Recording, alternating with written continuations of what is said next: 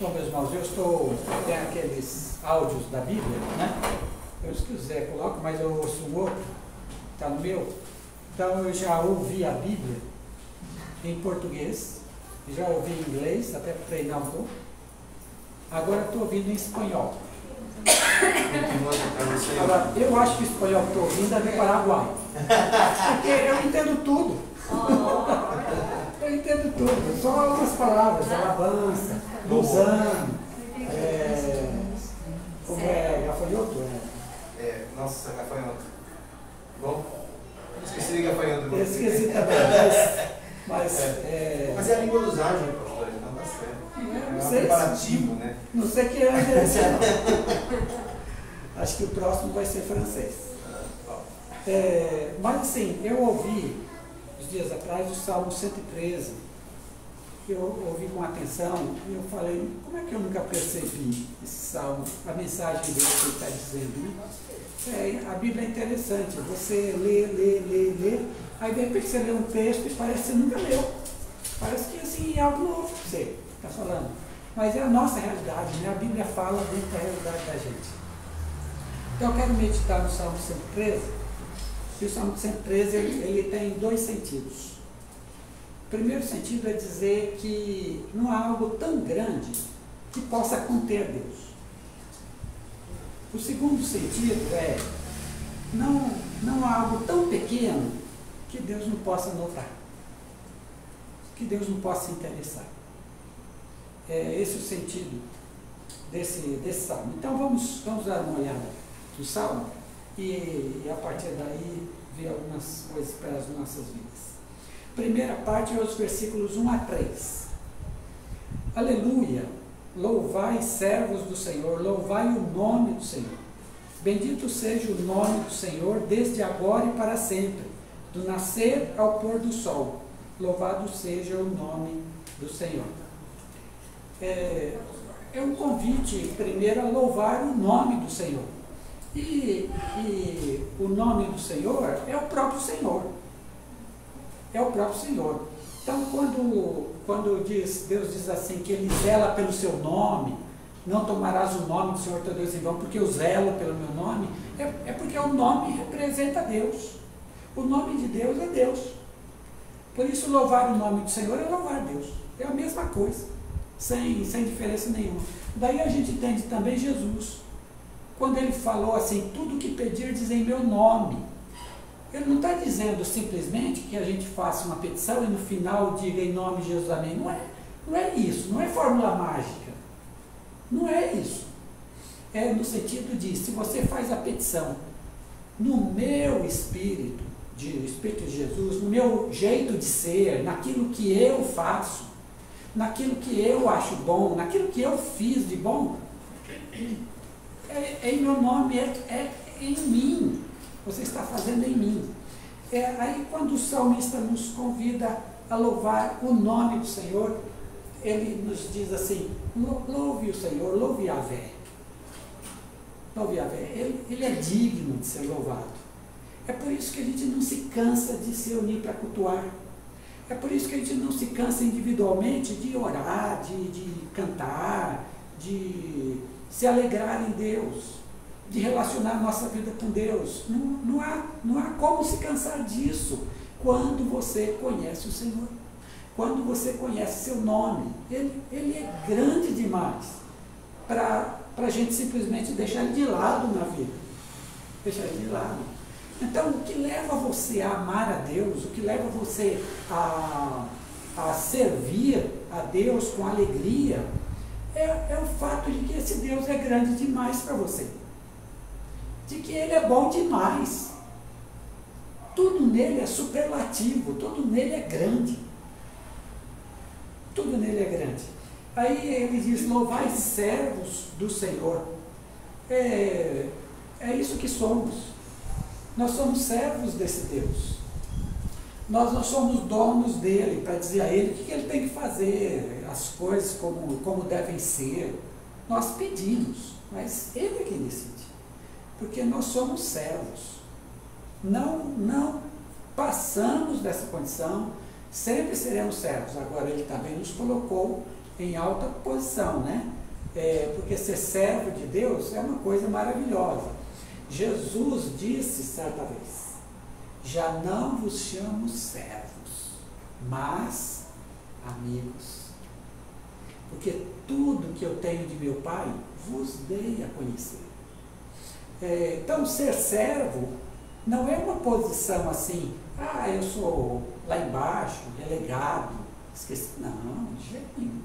Ser servo é ser amigo de Deus. Ser servo é estar com Deus.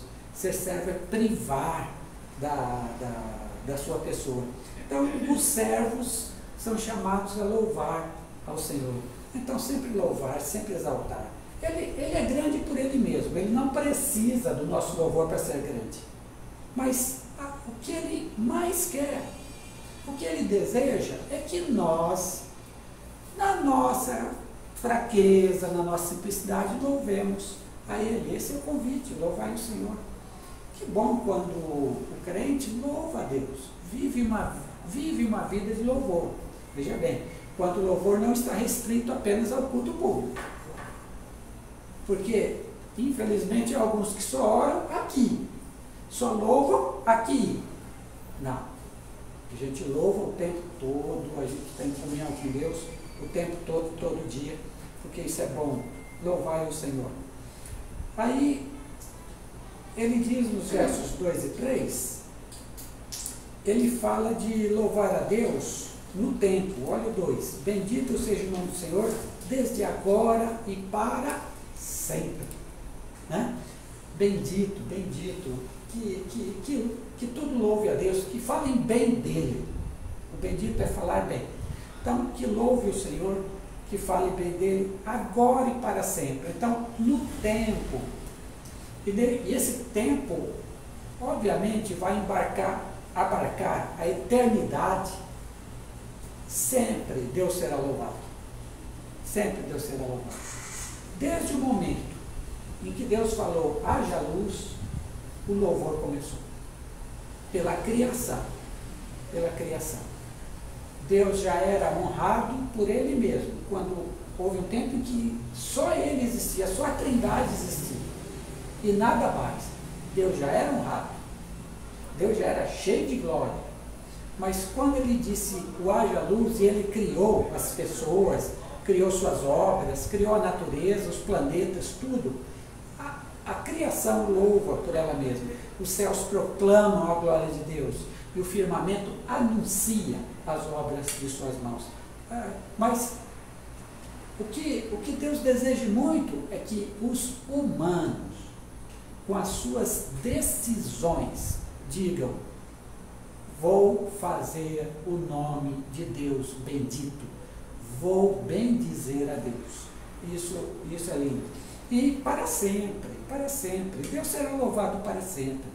Quando nós estivermos na eternidade, no céu, na presença dEle, o louvor a Ele vai continuar, a glória dEle vai continuar, todos cantarão, homens, anjos, nova criação, tudo que existir, o universo que existir, o que existir, tudo louvará esse Deus bom, esse Deus grande, sempre, sempre.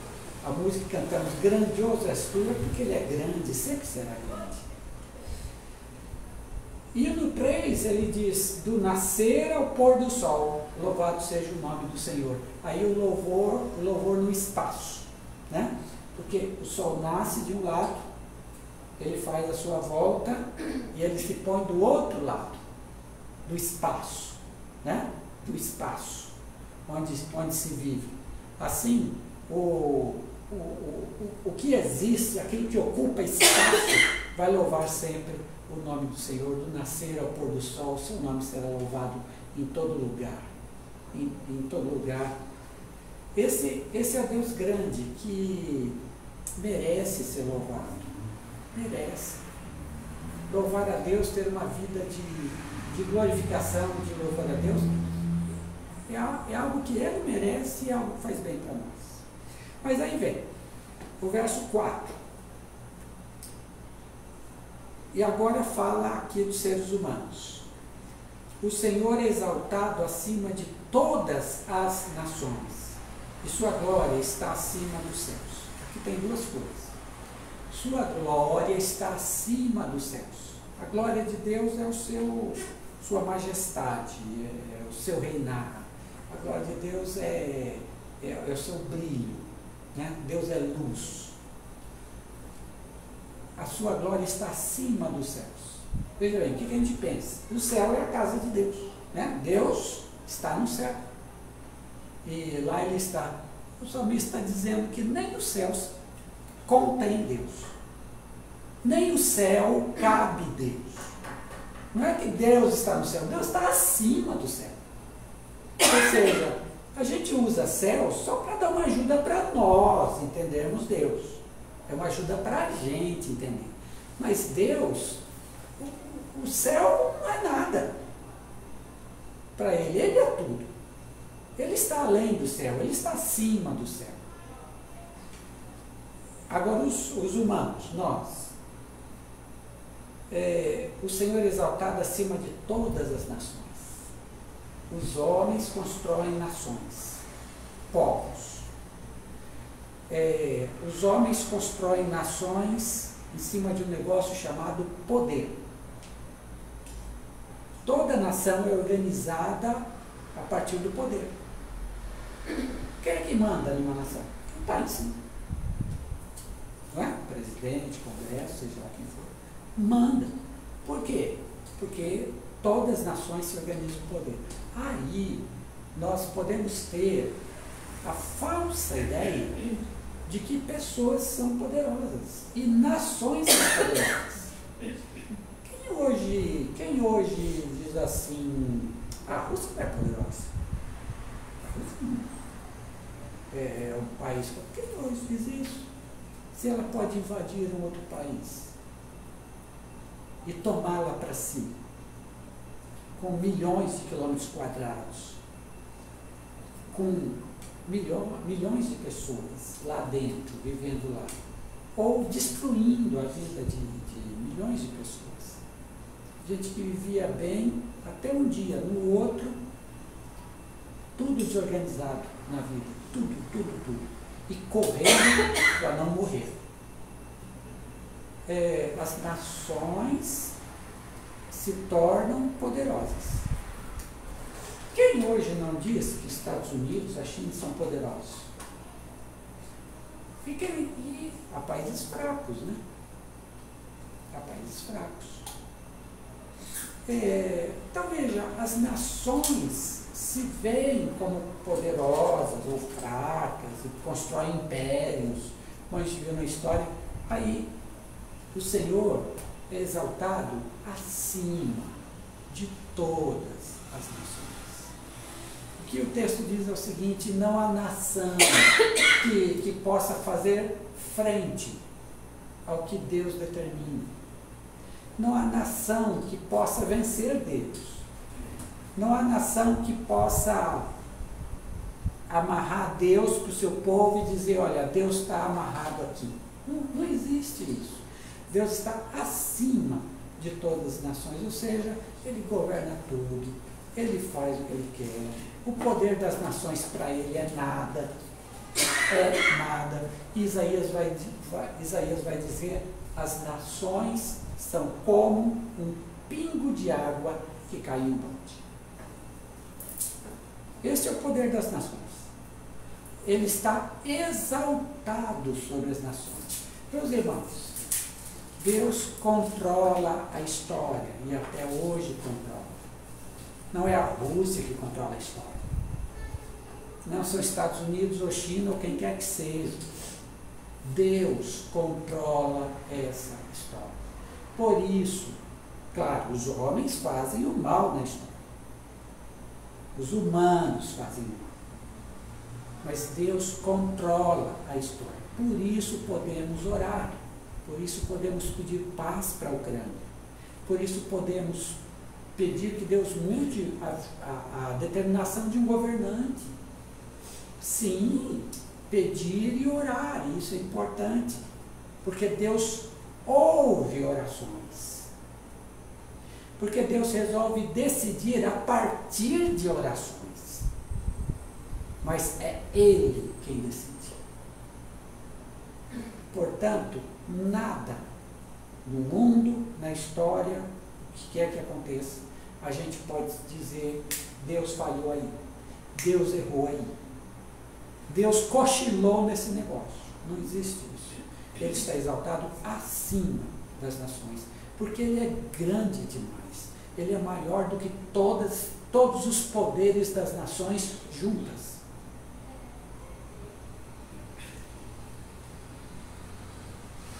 E aí os 5 e 6. Quem é semelhante ao Senhor nosso Deus, que se assenta nas alturas, que se inclina para ver o que está no céu ou na terra? Aqui está o verso que une o salmo inteiro, esses dois versos. Esses dois versos, preste atenção nos dois juntos. Tá? O que diz o primeiro? Quem é semelhante ao Senhor? Nosso Deus, que se assenta nas alturas, grandeza, poder, totalidade, nada pode conter Deus. Ele está sentado nas alturas. Quem é semelhante a Ele? Quem é? Ninguém, nada é semelhante a Ele. Ele é o poderoso, Ele é o grande. Ele tem tudo, Ele tem a glória. Ele é a luz. Ele se assenta como rei nas alturas. E de lá determina tudo, absolutamente tudo. Ele é grande demais. Nada o pode conter. Ao mesmo tempo, olha o 6, que se inclina para ver o que está no céu e na terra. Lá nas alturas, exaltado. Aí o que ele faz? Ele se inclina. O que é se inclinar? É eu me abaixar. É eu sair da minha posição normal e me abaixar. Assim como, por exemplo, eu vou conversar com uma criança. Não é? Eu posso conversar de cima para baixo, mas quantas vezes você se abaixa para ficar na mesma altura da criança e conversar com ela? Certo? É um ato que todos nós já fizemos tantas vezes na vida. Essa de se inclinar, de abaixar. É isso que Deus faz. Ele se inclina, ou seja, ele sai de tanta grandeza e ele vem para cá, para o nível das criaturas que Ele mesmo fez. Ele vem no nosso nível. A maior inclinação de Deus, a maior, se deu quando Ele se tornou Jesus. Ele desceu no nosso nível e se tornou um de nós para falar no nível da gente, olho no olho. Foi isso que Deus fez. Ele se inclinou, foi a maior inclinação de Deus. Foi quando Ele se tornou Jesus. Para falar conosco, para nos salvar. Esse é o Deus. Ele é grande demais, mas Ele se inclina para ver as coisas pequenas da terra. Para ver aqueles que Ele criou. Para ver sua criação. Ele se inclina para ver. Nós estamos aqui. Deus está aqui e nos vê. Ele se inclina e nos vê. Mas existem mais de 7 bilhões de pessoas que Deus também se inclina e vê nesse momento. Conhece todos. Conhece o drama de todos. Conhece a existência, o pensamento e desejo de todos. Porque Ele se inclinou para ver. Ele se inclinou para ver. Eu tenho um comentarista que eu gosto muito de ouvir no rádio, e às vezes ele comenta uma pessoa que diz, Deus me falou tal coisa, ou mostrou tal coisa. Aí ele diz assim, que Deus falou o quê para essa pessoa? Imagina que Deus está lá no céu, está preocupado com o que essa pessoa diz, com o que essa pessoa pensa, com o que é. Não, Deus tem coisa mais importante para se preocupar. Né? É óbvio que a Bíblia discorda do pensamento desta pessoa. Porque o texto diz que ele se inclina para ver. E o inclinar-se de Deus, agora aqui está. O inclinar-se de Deus não é um inclinar-se neutro.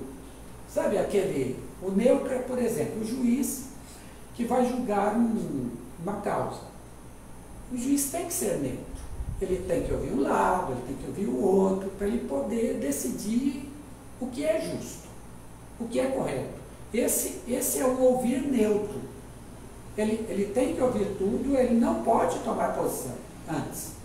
Ele tem que ouvir, e a partir do que ele ouve, ele toma uma decisão.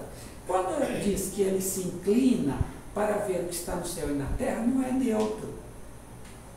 É um Deus, veja bem, que quando se inclina, toma partido. É um Deus que quando se inclina, ao se inclinar, ele já julga favorável a alguns.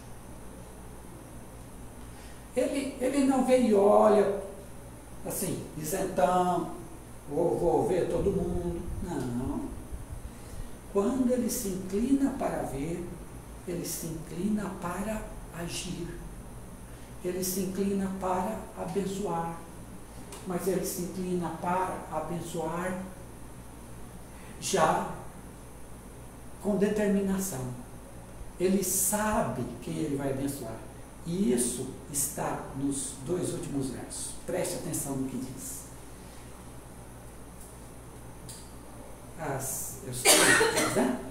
Do pó levanta o pobre, e da miséria ergue o necessitado, para fazê-lo sentar-se com os príncipes. Sim, com os príncipes do seu povo. Ele faz com que a mulher estéril viva em família e alegre seja mãe de filhos. Olha bem. Ele não se inclina para ver, ele diz assim, eu sou um ser neutro aqui, eu vou ver aí como é que estão as coisas, está tudo em ordem, tudo bem. É o texto está dizendo. Quando ele se inclina para ver, ele levanta o pobre. Ele ajuda o necessitado. Ele faz com que o pobre se assente junto com os príncipes, os que governam, os que têm tudo na mão. Ele faz com que o pobre se assente com os príncipes. Não está dizendo aqui que ele está dando paulada nos príncipes, não está dizendo isso. Está dizendo que quando ele se inclina para ver, ele olha para o pobre, ele olha para o necessitado. Ele não é um neutro. Ele cuida dessa gente. Ele cuida destas pessoas. São destas que ele cuida. São destas que ele levanta. Por quê? Porque essas pessoas estão lá embaixo.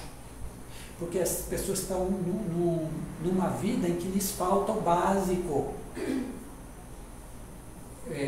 Nos tempos salmistas não tinha INSS, não. Nos tempos salmistas não tinha aposentadoria, não. Nos tempos do salmista não tinha CLT, não. Se trabalhava, comia. Se não trabalhava, não comia.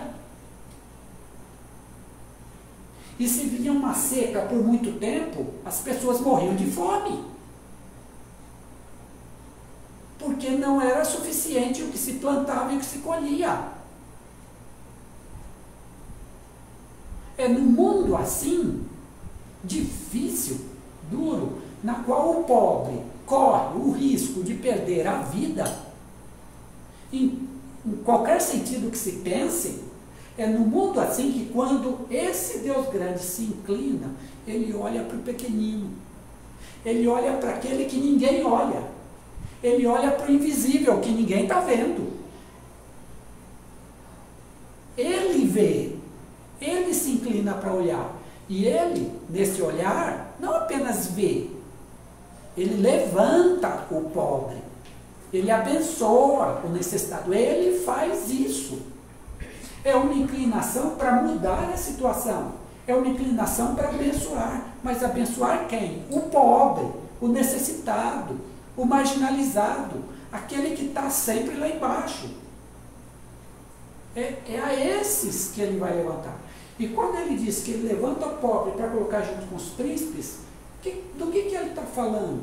Primeiro, de subsistência, ter o necessário para viver, ter comida, ter casa, ter roupa, para viver. Mas está falando também, e preste atenção nisso, de dignidade humana. Porque quando ele pega o pobre e coloca-o para sentar junto dos príncipes, ele dá ao pobre a dignidade de ser humano. Que o príncipe, porque já tem tudo, ele acha que tem. Eu já sou uma pessoa digna. Ele acha. Pois Deus, quando se inclina e levanta o pobre, é para dar dignidade ao pobre. É para abençoar o necessitado, é para que o necessitado diga: sou um ser humano digno, porque é um Deus que me levanta. É um Deus que vem olhar para mim. Então, nosso Deus vê os pequeninos. Nosso Deus vê as coisas pequenas. É por isso que quando Jesus veio a esse mundo, de quem ele se acercou? De gente pobre, de gente simples, de gente que não tinha letras.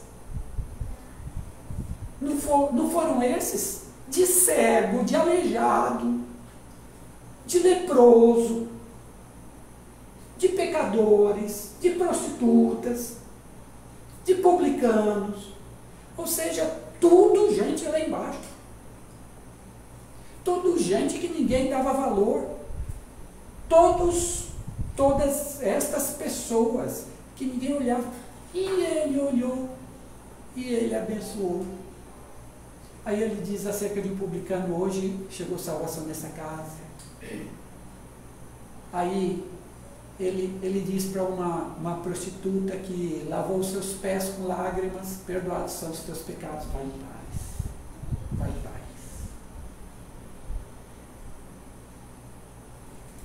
Jesus é Deus. É a mesma coisa. Aqui Salmo 113, Jesus é igual, é a mesmíssima coisa.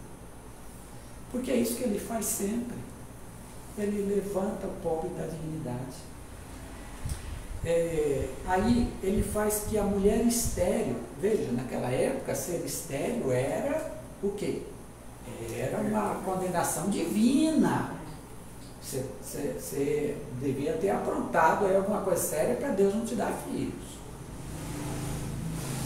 Era algo assim, era uma condenação e divina por parte do povo, né? O povo dizia isso, as pessoas diziam isso. Aí ele faz com que a mulher estéril viva em família e alegre seja a mãe de filhos. Não só aqui é óbvio, aqui é quando a mulher é estéril e tem filhos, mas aqui também significa quando aquela que vive só, de repente, tem família. Tem família. Aquela que era considerada amaldiçoada, vive feliz, porque outros estão ao seu redor e a amam. E a amam. Por isso o texto diz: alegre, mãe de filhos. Quando ele se inclina, gente, quando ele olha para o pequenininho, ele alegra a vida dessa pessoa. Ele se coloca assim, no sentido de dar prazer, de alegrar. Sabe aquela vida dura, difícil, que há sofrimento, dor, dificuldade? Aí vem aquele rio de alegria, porque as coisas mudaram. Deus nos levantou, Deus fez com que a mulher estéril fosse mãe de filhos. Deus alegra a vida daqueles a quem Ele olha. Ou seja, ninguém é tão pequeno, ninguém é tão pecador, ninguém é tão ruim que Deus não olhe, que Deus não vá na sua ajuda, no seu socorro e mude a vida dele, e dê dignidade, e dê alegria, e dê comunhão, e dê paz, e dê vida nova, e dê visão de vida. Deus faz isso sempre quando Ele se inclina. Portanto, esse Deus que é grande demais, também é um Deus que olha para os pequeninos. E aí você ouve Jesus de novo: deixai ver a mim os pequeninos. Aí você ouve Jesus: quando vocês derem um copo d'água a um dos meus pequeninos, a mim me deste, a mim me deste. Você entende? É um Deus que se inclina para o pobre e o necessitado. Ora, se Deus é assim, e se somos servos de Deus, qual deve ser o nosso olhar? Será que a gente vai ficar sempre na postura ereta, de pé, olhando de cima para baixo? Ou nós também somos convidados a nos inclinar e olhar para aqueles que são menores que nós? Não é nossa missão de vida ajudar os desprezados, ajudar os pequenos? Não é nossa missão de vida separar um pouquinho do nosso dinheiro e ajudar alguém com o nosso dinheiro? Não é nossa missão de vida dar um conselho a uma pessoa que às vezes está lá embaixo, afundada na tristeza, sem ação, de a gente chegar junto e animar aquela pessoa, dar uma força, dar uma nova perspectiva, ajudar? Não é nossa função orar por gente simples, pobre, humilde, mas está precisando de oração e nos lembrar deles em oração? Não é nossa missão melhorar o mundo para que as pessoas mais pobres tenham um mundo melhor? Se nosso Deus é assim, e se somos servos de Deus, não deveríamos agir igual a Ele? Ou será que, sendo servos de Deus, Deus sendo assim, eu chego e digo: eu cuido da minha vida, Deus me abençoou, Deus me deu todas as coisas, ainda me garantiu o céu, então eu vou ficar aqui na minha, o resto é que se vire, eu não estou nem preocupado com ninguém.